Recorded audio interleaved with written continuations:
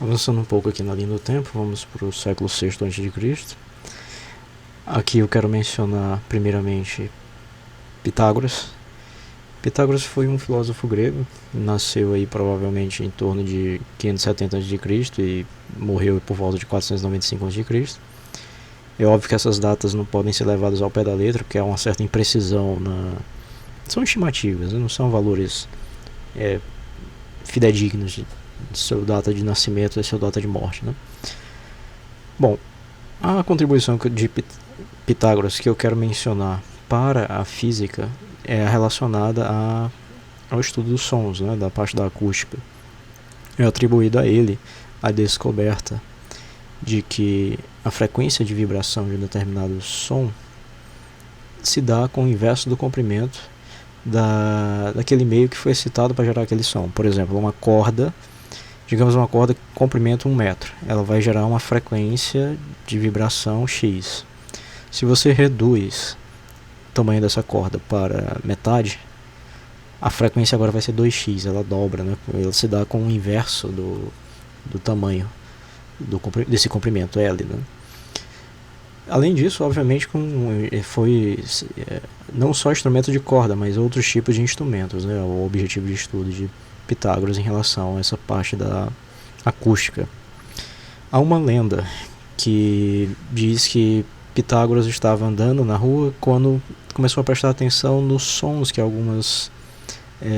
que vinham de algumas forjas, né, onde ferreiros forjavam algum tipo de espada, algum tipo de ferramenta.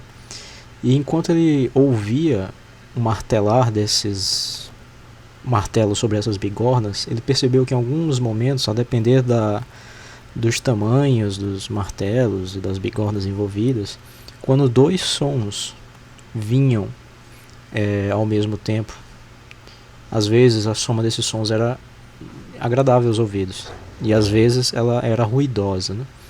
E disso vem as noções que nós temos hoje de consonância e dissonância. Os sons são consonantes quando eles são de alguma forma agradáveis aos ouvidos, e dissonantes quando eles meio que se somam de forma ruidosa, criando um certo desconforto.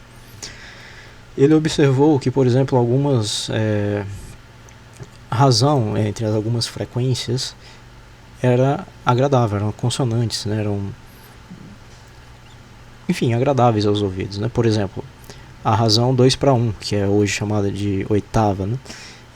2/1 por quê? Porque a frequência da fonte A, digamos 100, a frequência do fonte B seria 200. Então nós temos aí uma das frequências é o dobro da outra, e por aí vai, né? Ele encontrou que algumas dessas razões entre essas frequências eram consonantes. 2/1, 3/2, 4/3 eram agradáveis aos ouvidos, né? Que representam o que a gente chama hoje de uma oitava, uma quinta, uma quarta, né? Já outras, principalmente quando essas razões não eram inteiros, mas inclusive em algumas em que é inteiro, o som poderia ser, essas razões entre as frequências, o som poderia ser dissonante. Bom, indo adiante, vamos falar aqui um pouco sobre o que eu chamei aqui de física de estado sólido, né? Agora, por que eu estou chamando de estado sólido se a priori, né, a física ainda não existia, né? A física era a filosofia natural, basicamente, né?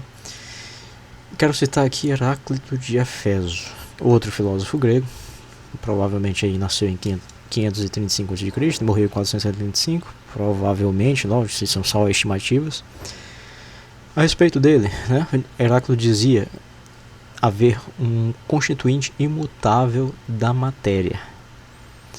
Ele havia se dedicado a entender o processo de mudança, né, como é que os estados mudam, e a matéria estaria em constante mudança, transformando-se de uma para outra.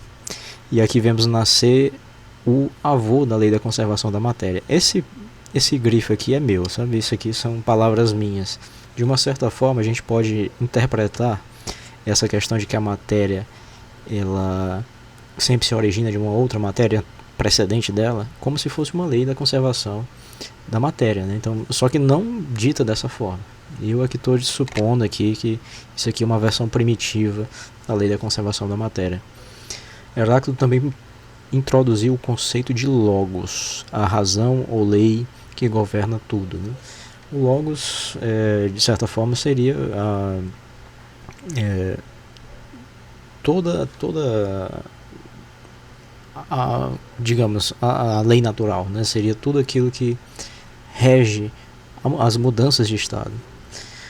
É atribuída a ele também a famosa frase que diz: não é possível banhar duas vezes no mesmo rio. Porque, enfim, por motivos óbvios, né, a água passa e não é mais o mesmo rio de antes, mas o que isso está relacionado justamente com essa ideia filosófica que ele atribui, que a matéria está em constante mudança, ela está sempre sendo alterada, e porém, né, sempre vinda de um estado precedente de um outro tipo de matéria, um outro tipo de estado, né? Pois bem, eu vou terminar esse vídeo, foi bem curtinho, é só para mencionar essa contribuição relacionada aos pensadores que nasceram por volta do século XVI. Obviamente, isso não significa que essas invenções, essas descobertas aconteceram no século XVI, eu estou só colocando essa ordem baseada na data de nascimento, como eu já expliquei em outros vídeos, para ter uma organização cronológica. E, bom, é isso. Vou terminar esse vídeo por aqui. Espero que tenham gostado. Dê o like se gostei, se não gostou, dê o seu dislike. Veja lá na descrição do vídeo que eu tenho alguns cursos e alguns livros. Eu vou botar o link para você, caso tenha interesse, acessá-los. E é isso. Terminando esse vídeo por aqui e fique com Deus.